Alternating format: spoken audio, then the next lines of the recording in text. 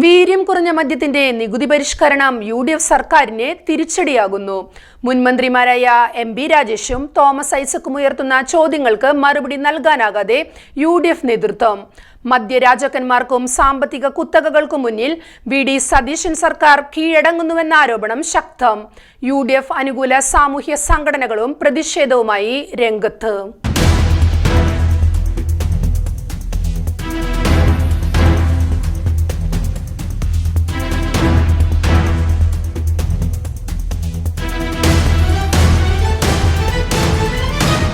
വീര്യം കുറഞ്ഞ മദ്യത്തിന്റെ നികുതി കുറയ്ക്കാനുള്ള മുഖ്യമന്ത്രി വി.ഡി. സതീശന്റെ തിരക്ക് പിടിച്ച നീക്കത്തിനെതിരെ യു.ഡി.എഫിനുള്ളിലും പ്രതിഷേധം രൂക്ഷമാവുകയാണ്.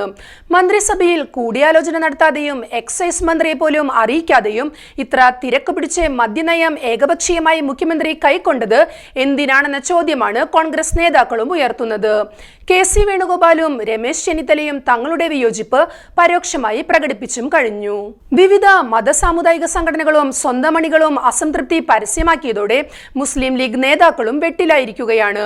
ഇതിനിടയിലാണ് മുൻ എക്സൈസ് വകുപ്പ് മന്ത്രി എം.ബി. രാജേഷും ആദ്യ പിണറായി സർക്കാരിൽ ധനകാര്യ വകുപ്പ് മന്ത്രിയായിരുന്ന ഡോക്ടർ ടി.എം. തോമസ് ഐസക്കും പുതിയ മദ്യനയത്തെക്കുറിച്ചുള്ള ചോദ്യങ്ങൾ ഉയർത്തി രംഗത്ത് വന്നത്. ഈ ചോദ്യങ്ങൾക്ക് വ്യക്തമായ മറുപടി നൽകാൻ മുഖ്യമന്ത്രി വി.ഡി. സതീശനോ യു.ഡി.എഫിലെ മറ്റ് നേതാക്കളോ ഇതുവരെയും തയ്യാറായിട്ടില്ല. ആരോഗ്യവകുപ്പ് മന്ത്രി കെ മുരളീധരൻ മദ്യനയത്തെ ന്യായീകരിച്ച് രംഗത്ത് വന്നുവെങ്കിലും അതും പാതി വഴിയിൽ പാളിപ്പോയി. അശാസ്ത്രീയമായ അദ്ദേഹത്തിന്റെ വാദഗതികൾ യു.ഡി.എഫിനെ തിരിച്ചടിയായിരിക്കുകയാണ്. സ്ഥിരം മദ്യപാനികളുണ്ടെന്നും അവർക്ക് നല്ല സാധനം കൊടുക്കാൻ വേണ്ടിയാണ് വീര്യം കുറഞ്ഞ മദ്യം നൽകാനുള്ള ആശയം തീരുമാനിച്ചതെന്നുമായിരുന്നു മന്ത്രി കെ മുരളീധരന്റെ ന്യായീകരണം. എന്തെങ്കിലും കലക്കി കുടിച്ച് ദുരന്തമുണ്ടാകുന്നത് കുറയ്ക്കാനാണ് വീര്യം കുറഞ്ഞ മദ്യം കൊടുക്കുന്നതെന്നും മുരളീധരൻ പറഞ്ഞിരുന്നു. മുരളീധരന്റെ ഈ വിധം വാദഗതികൾ യു.ഡി.എഫിനെ പിന്തുണയ്ക്കുന്ന സാമൂഹ്യ സംഘടനകൾ പോലും തള്ളിക്കളഞ്ഞിരിക്കുകയാണ്.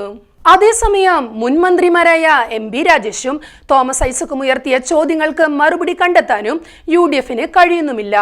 വി.ഡി. സതീശന്റെ അഴിമതി വാഴ്ചയുടെ നഗ്നരൂപം പുറത്തുവന്നതായി മുൻ എക്സൈസ് മന്ത്രി എം.ബി. രാജേഷ് വിമർശിച്ചു. വാചക കസർത്തുകൊണ്ടോ നുണ കൊണ്ടോ തുന്നിയ ചേല കൊണ്ടോ അഴിമതിയുടെ നാണം മറയ്ക്കാനാകില്ലെന്നും അദ്ദേഹം ആരോപിച്ചു. മദ്യക്കുത്തകകൾക്ക് നികുതി ഇളവ് നൽകിയ തീരുമാനത്തോടെ മുഖ്യമന്ത്രി തുറന്നു കാട്ടപ്പെട്ടതായും എം.ബി. രാജേഷ് പറഞ്ഞു. ബക്കാഡി കമ്പനിയുടെ അപേക്ഷ അതിവേഗത്തിൽ തീർപ്പ് കൽപ്പിച്ചതിലും ദുരൂഹത ആക്ഷേപിക്കുന്നു. കൂടാതെ ഫയൽ 24 ദിവസത്തോളം കയ്യിലുണ്ടായിട്ടും നികുതി നിർദ്ദേശം വെക്കുമ്പോൾ കോൺഗ്രസ് യു.ഡി.എഫ് വേദികളിൽ എന്തുകൊണ്ട് ചർച്ച ചെയ്തില്ല എന്നും ചോദ്യമുണ്ട്. മദ്യക്കുത്തകകൾക്ക് ലാഭം കൊയ്യാനുള്ള അവസരമൊരുക്കലാണ് യു.ഡി.എഫ് ചെയ്യുന്നതെന്ന ആക്ഷേപവും CPIM ശക്തമാക്കുന്നുണ്ട്.